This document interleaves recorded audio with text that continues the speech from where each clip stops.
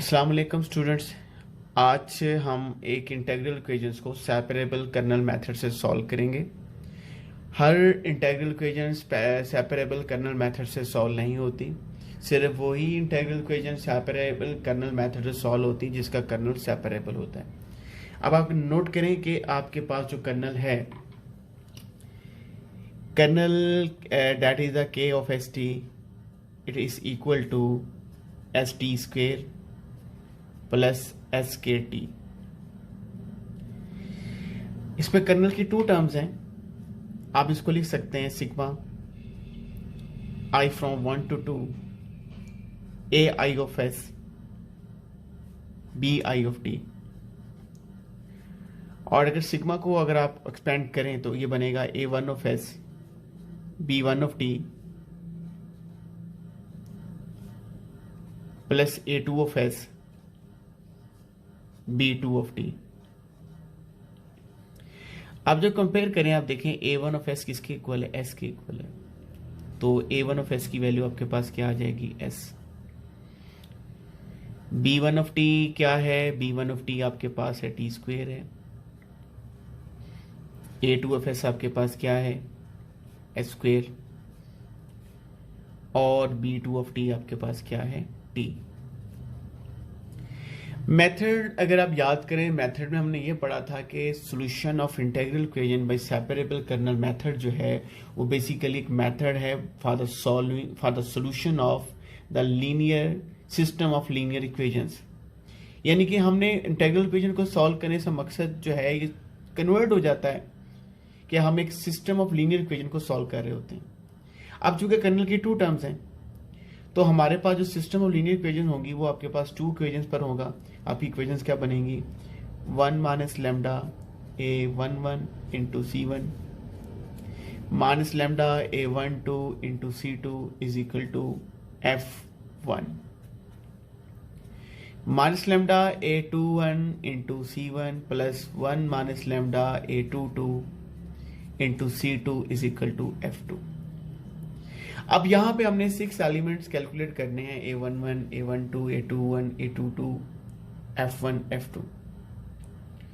तो सबसे पहली बात है कि AIK हमें पढ़ा हुआ है कि AIK कैसे कैलकुलेट होता है। A का फॉर्मूला आपके पास होगा 0 to 1 और यहां पे आपके पास आएगा BI ऑफ टी और साथ में आपके पास होगा AK ऑफ टी।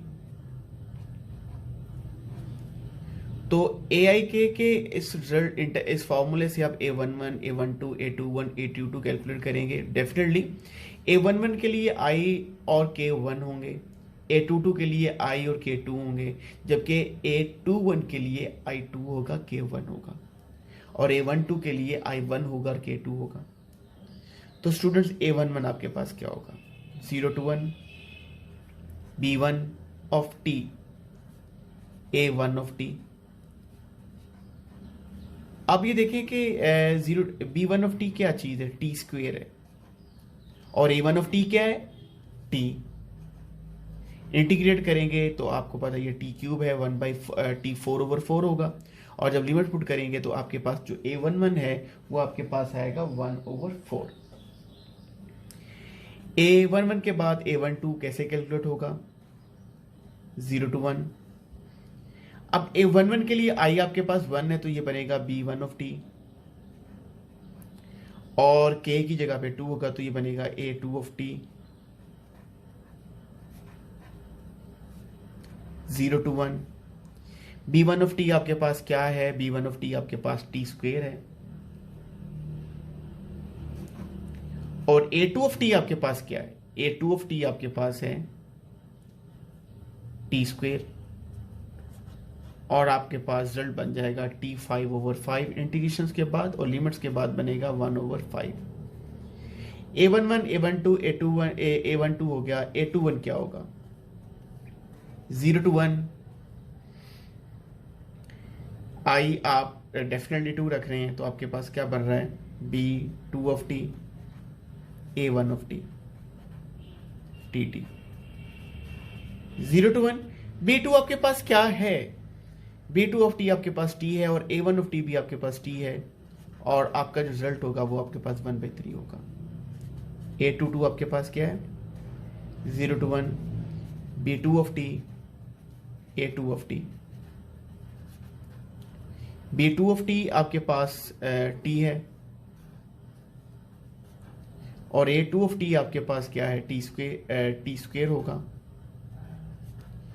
और इंटीग्रेशन जब आप लोग इसकी करेंगे तो A22 आपके पास after integration and putting the values आपके पास रिजल्ट बन जाएगा 1/4। अब स्टूडेंट्स आप 4 एलिमेंट्स कैलकुलेट कर चुके हैं। आपने क्या कैलकुलेट कर लिया है, A11, A12, A21, A22। इसके बाद नेक्स्ट इंटीग्रल एक फॉर्मूला आपके पास है जिसकी हेल्प से आप F1 F2 कैलकुलेट करेंगे। Fi क्या था, Fi आपके पास था integral from 0 to 1,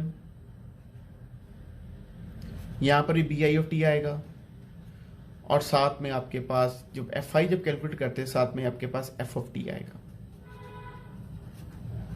definitely F1 आपके पास क्या है, F1 आपके पास है 0 to 1, B1 of t, F of t। B1 of t क्या है, B1 of t आपके पास है टी स्क्वेयर है और F of t क्या है, t। तो टी स्क्वेयर इंटू टी आपके पास क्या होगा, टी क्यूब। तो टी क्यूब की जब इंटीग्रेशन करेंगे t 4/4 आपका रिजल्ट बन जाएगा 1/4। और इसी तरह से F2 आपके पास क्या होगा, 0 to 1, B2 of t, F of t। और B2 of t है क्या, t, और F of t क्या है, वो भी t। तो t इंटू टी क्या बनेगा, टी स्केयर, और टी स्केयर की जो आपकी इंटीग्रेशन होगी वो आपके पास होगी t³ और लिमिट्स के बाद ये बनेगा 1/3। तो स्टूडेंट्स आप ये सब कैलकुलेट कर चुके हैं। F1 भी आपने कैलकुलेट कर लिया है, F2 भी कैलकुलेट कर लिया है। अब आपने सिस्टम ऑफ लीनियर इक्वेशंस में ये तमाम वैल्यूज पुट कर देनी है। आपकी सिस्टम ऑफ इक्वेशंस बनेगी 1 माइनस लैम्डा और साथ में आपके पास होगा A11 आपने क्या लिया है, A11 आपके पास आया 1/4। A11 की जगह पे आपके पास आएगा 1/4, तो ये λ/4 हो जाएगा। और साथ में आपके पास क्या आएगा, C1। माइनस के बाद आपके पास है लैम्डा A12। A12 आपने कैलकुलेट किया था 1/5, तो आपके पास क्या बनेगा, C2। और F1 आपके पास था 1/4। इस तरह से माइनस आपके पास लैम्डा A21 आपने कैलकुलेट किया था 1/3, 1 माइनस लैम्डा, और A22 आपके पास था 1/4 into C2 is equal F2 आपके पास था 1/3। तो ये आपके पास थी सिस्टम ऑफ लीनियर इक्वेशंस। अब स्टूडेंट्स आपने इनको सॉल्व करना है, क्योंकि बेसिक प्रॉब्लम तो हमारा C1 और C2 को फाइंड करने का है। तो हम इसको सबसे पहले मैट्रिक्स फॉर्म में लिखते हैं। मैट्रिक्स फॉर्म में आपका जो पहला कोएफिशिएंट मैट्रिक्स बनेगा 1 माइनस λ/4 माइनस λ/3 माइनस λ/5 1 माइनस λ/4। और ये अननोन मैट्रिक्स आपके पास होगा जिसमें C1 C2 आपके पास अननोन्स हैं जो आपने कैलकुलेट करने हैं। ये आपके पास 1/4 और 1/3 है। तो सबसे पहले तो आप लोग इसको आप नाम दे दें। इसको आप चाहें तो इसको आप A का नाम दे दें, इसको कैपिटल C का नाम दे दें, और आप इसको B का नाम दे दें। तो सबसे आप पहले आपने A डिटर्मिनेंट कैलकुलेट करना है। A डिटर्मिनेंट आपके पास क्या होगा, 1 माइनस λ/4 माइनस λ/5 माइनस λ/3 1 माइनस λ/4। जब कैलकुलेट करेंगे तो आप ये देखें, ये बनेगा 1 minus lambda over 4 whole square, और स्टूडेंट्स जब आप मल्टीप्लाई करेंगे और ये आपके पास प्लस हो जाएगा और नेगेटिव दरमियान में आएगा तो ये बनेगा माइनस लैम्डा स्क्वेयर ओवर 15। इसके बाद ए डिटर्मिनेंट आपके पास सिंप्लीफाई होगा। ए डिटर्मिनेंट आपके पास बनेगा 1 प्लस लैम्डा स्क्वेयर ओवर 16, उसके बाद बनेगा -2 लैम्डा और 4 तो ही बन जाएगा माइनस लैम्डा ओवर 2, और ये आपके पास बनेगा माइनस लैम्डा स्क्वेयर ओवर 15। और आप इसको डेफिनेटली इसको सिंप्लीफाई करते हैं, एलसीएम लेते हैं। 240 plus 50 lambda square minus 120 lambda minus 60 lambda square over 240 आपके पास कैल्शियम था, यहाँ पे 240 आ जाएगा, 16 15 जार आपके पास होगा, और ये आपके पास 120 आपके पास लैम्डा होगा, और ये माइनस 60 लैम्डा स्क्वायर। आप इसको सिंप्लीफाई करेंगे, this will become minus lambda square minus 120 lambda plus 240 over आपके पास होगा 240। तो आपने ए डिटर्मिनेंट कैलकुलेट कर लिया है। थोड़ा सा आपको ये डिफिकल्ट लग रहा होगा कैलकुलेशन वाइज, क्योंकि यहाँ पे लैम्डा की को कोई स्पेसिफिक वैल्यू नहीं दी हुई, लेकिन अगर आप लैम्डा को स्पेसिफिक वैल्यू दे देते 1 दे देते तो आपके लिए कैलकुलेशन कुछ हद तक आसान हो जाती। अब हमने यहाँ पर कैलकुलेट करना है, क्योंकि हम क्रैमर रूल यूज कर रहे हैं, यहाँ पे हमने अब D1 और D2 जिसे हम कहते थे वो कैलकुलेट करेंगे। जी स्टूडेंट्स, D1 यहाँ पर क्या होगा, D1 ये होगा कि आपका जो पहला डिटर्मिनेंट साइन होगा, आपका जो पहला कॉलम में आएगा 1/4 1/3, यहाँ पे minus lambda over 5 and 1 minus lambda over 4। Simplify करेंगे इसको, 1/4 माइनस लैम्डा ओवर 16 प्लस होगा लैम्डा ओवर 15। एलसीएम वही आपके पास 240 एलसीएम होगा, तो ये आपके पास 60 हो जाएगा, 15 लैम्डा होगा, और ये आपके पास 16 लैम्डा। आफ्टर सिंप्लीफिकेशन D1 की जो वैल्यू होगी वो होगी लैम्डा प्लस 60 ओवर 240। अब हम बिल्कुल इसी तरह से D2 को कैलकुलेट करेंगे। D2 इज इक्वल टू, ये फर्स्ट कॉलम जो है हम नहीं रिप्लेस करेंगे, बल्कि सेकंड कॉलम जो होगा राइट साइड वाले मैट्रिक्स से रिप्लेस हो जाएगा, 1/4 1/3। अब हम D2 कैलकुलेट करते हैं। 1/3 मल्टीप्लाई किया 1 माइनस लैम्डा ओवर 4 से, तो ये आपके पास आया 1/3 माइनस लैम्डा ओवर 12, और उसके बाद ये आपके पास आ जाएगा लैम्डा ओवर 12। और आफ्टर कैंसिलेशन D2 की वैल्यू आपके पास आएगी 1/3।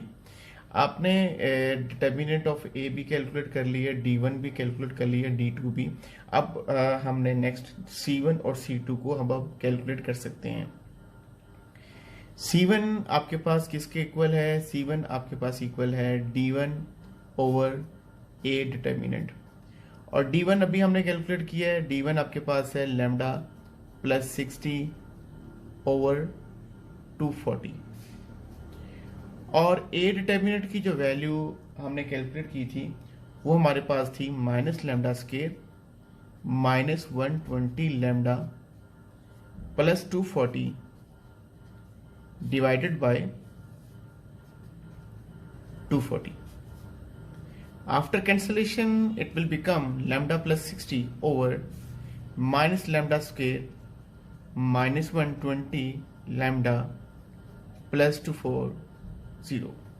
C2 आपके पास क्या होगा, C2 आपके पास है D2 over A determinant. D2 recently आपने कैलकुलेट किया 1/3, और ए डिटर्मिनेंट वही, this will equal to minus lambda square -120 lambda plus 240 divided by 240।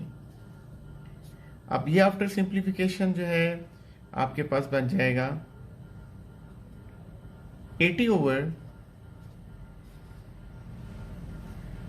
Minus lambda square -120 lambda plus 240। अब हम C1 कैलकुलेट कर चुके हैं, C2 कैलकुलेट कर चुके हैं। अब हम आ रहे हैं इसके सॉल्यूशन की तरफ। और सॉल्यूशन के लिए जो इक्वेशन आपको मैंने याद करने को कहा थी वो थी g ऑफ एस सोल्यूशन है, ये आपके पास होगा f ऑफ एस, और दिस इज लैम्डा, और सिग्मा वेरी करेगा I from 1 to 2, and this is ai of s, and this is the ci। और f of S lambda I from 1 to 2, ai of S ci आपके पास होगा a1 of S c1 plus a2 of S c2। अब f of S हमारे integral equation में given था s plus lambda. a1 of s हमने calculate किया है। a1 ऑफ s हमारे पास कैलकुलेट नहीं बोलूंगा, बल्कि a1 ऑफ s हमारे पास कर्नल का पार्ट था और जो कि गिवन था। a1 ऑफ s हमारे पास था s, और a2s हमारे पास था, a2s की वैल्यू हमारे पास s स्क्वायर थी, और c1 और c2 अभी हमने कैलकुलेट की है। c1 और c2 की जो वैल्यू थी, c1 स्टूडेंट्स हमारे पास था 60 plus lambda over 240 minus 120 lambda plus minus lambda square, और C2 की जो वैल्यू थी वो थी 80 over 240 minus 120 lambda minus lambda square. आपने स्टूडेंट देखा कि इंटीग्रल इक्वेशंस में हम सॉल्व करने लगे, और हमने क्या सॉल्व किया, हमने सिस्टम ऑफ लीनियर इक्वेशंस को सॉल्व किया, और उससे आपने कैलकुलेट किया C1 C2। और हमारा बेसिक जो यहाँ पे प्रॉब्लम था वो C1 और C2 को कैलकुलेट करने का था। नाउ इसमें नेक्स्ट प्रॉब्लम है फाइंड द आइगन वैल्यूज। और आपने पढ़ा था कि आइगन वैल्यूज जो होती हैं इंटीग्रल इक्वेशन में आप कैलकुलेट करते हैं a of determinant is equal to 0। Theory में आपको पढ़ा चुका हूँ और बता चुका हूँ कि आइगन वैल्यूज क्या होती हैं। अब इसमें a डिटर्मिनेंट आपने क्या कैलकुलेट किया था, a डिटर्मिनेंट आपके पास था lambda square minus lambda square minus 120 lambda plus 240 over 240 equal to 0। अब इसमें ये आपके पास बन जाएगा lambda square plus 120 lambda minus 240 is equal to 0। यहाँ पे आप क्वाड्रेटिक फॉर्मूला लगा दें, ये आपके पास बनेगा माइनस बी, तो ये होगा minus 120, that is a plus minus B square आपके पास होगा 14400, तो ये आपके पास होगा 960 ओवर 2a, और लैम्डा की वैल्यू आपके पास आएगी -120 प्लस माइनस 15360 डिवाइड बाई 2।